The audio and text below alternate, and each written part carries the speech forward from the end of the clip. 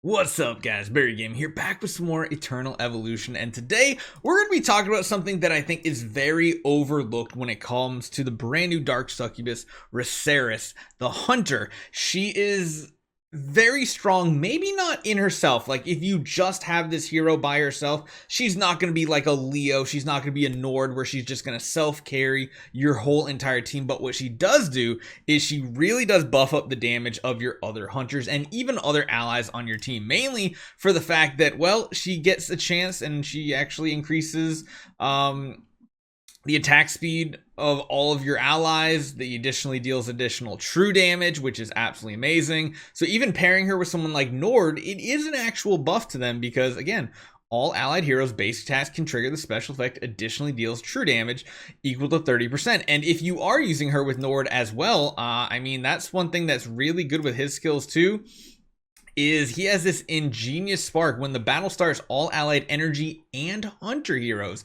gain thunder. Every time a skill hits an enemy, which she hits a ton, there's a base chance of 30%, of course affected by his accuracy, to strike them with a lightning bolt, dealing 58% of Nord's attack as damage. So the more hunters and energy heroes you actually have synergizing with your Nord is kind of good, because you're just doing a ton of damage. But the big thing I want to talk about, this hero has a ton of hits, which is absolutely amazing, but yeah, this hero is kind of insane right here. So Riserris fires one magic wave at the target, prioritizing summoned creatures. This wave deals damage equal to 250% of attack to the target with and anyone in a 2.5 meter radius. Well, that's not really the important part. The important part is this talent effect. Upon hit, applies fear on the target. Any targets hit by this fear will run away from the caster, taking 120% of her attack as damage per second for 4 seconds. We don't care about the damage. All we care about is this fear effect.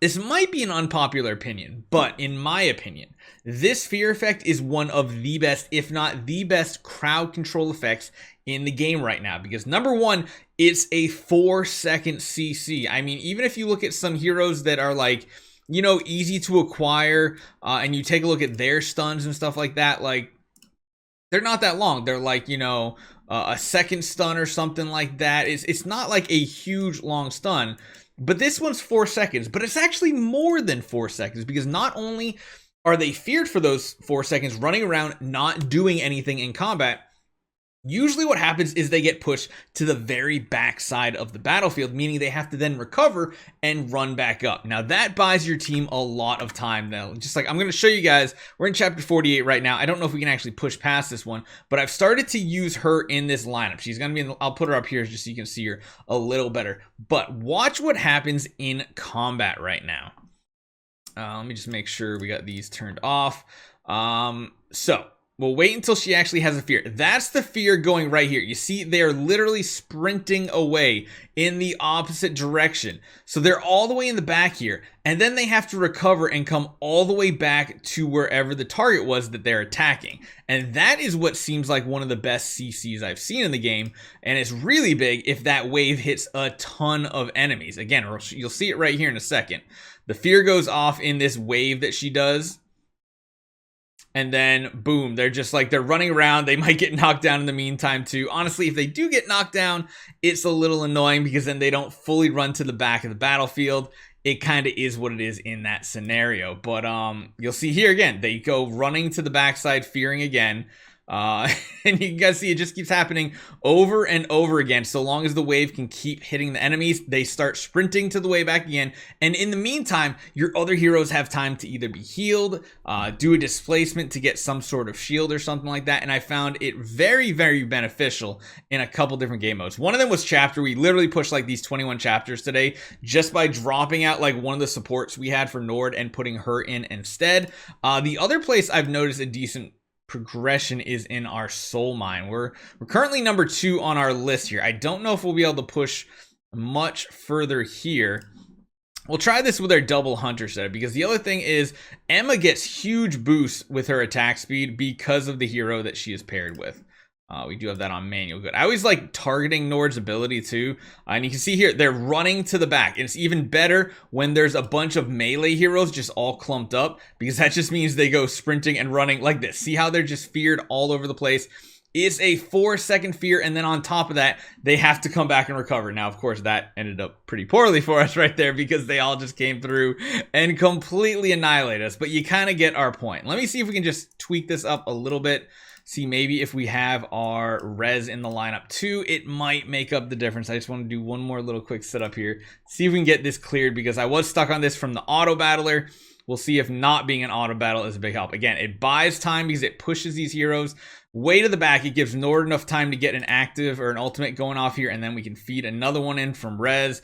And if we can keep them grouped up, that's really, really good. So other heroes that group them up might be of a huge benefit for your team too, because that just means the wave is going to be able to hit more targets. We're probably about to hit another one right here with another wave from her, I think. And you can see she just buys the time you need for your Nord to survive. Probably works the same with someone like Leo, where Leo's kind of the same thing. You're going to have him in the front row. You need him constantly displacing to keep getting that shield, keep the survivability up, and doing his big AoE attack. So you can kind of see how this works out pretty good. Again, there's that fear, throwing Leangel way to the back here.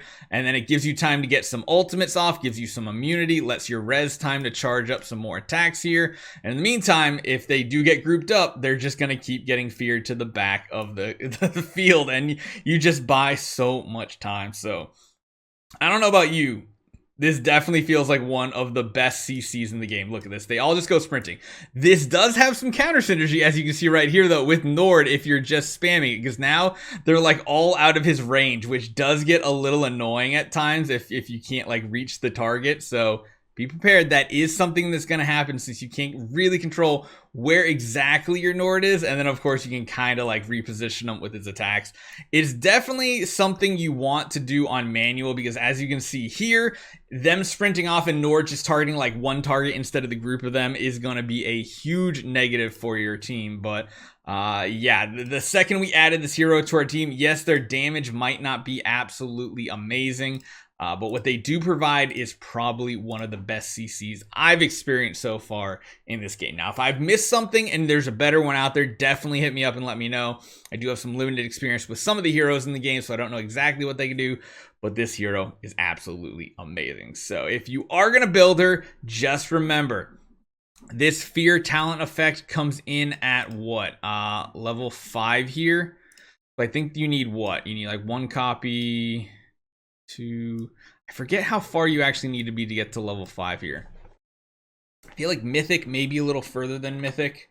Actually, we can take a quick look here and just take a look at some of our heroes. We have some of you guys up to like Mythic 2, and nope, not quite. So you probably need to have them at Legend then to have that tier unlocked. Yeah, so you need to have her at Legend.